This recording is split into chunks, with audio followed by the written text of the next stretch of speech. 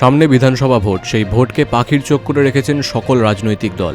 কিন্তু এরই মাঝে রাজ্য সরকারের অনেকগুলি স্কিম কোনো জায়গায় থমকে ছিল, কিন্তু সেই সরকারি স্কিম নতুনভাবে চালু হয়ে গেল। সারা পশ্চিমবাংলায় উন্নয়ন চলছে মা মাটি মানুষের সরকার। সেই উন্নয়নের ছোঁয়া করিমপুর 1 নম্বর ব্লক ও 2 নম্বর ব্লকে ছড়িয়ে পড়ার জন্য গ্রামগঞ্জের প্রত্যন্ত গ্রামে ও প্রতিটা বুথে সকাল থেকে সন্ধ্যা পর্যন্ত করিমপুরের বিধায়ক বিমলেন্দু সিংহ রায় 63টি স্কিমের শুভ সূচনা করলেন। বিধায়কের সঙ্গে ছিলেন করিমপুর ও 1 নম্বর সমষ্টি উন্নয়ন আধিকারিক দেবদত্ত চক্রবর্তী ও করিমপুর 1 নম্বর পঞ্চায়েত সমিতির সভাপতি ও সদস্য ও পঞ্চায়েতের প্রধানরা।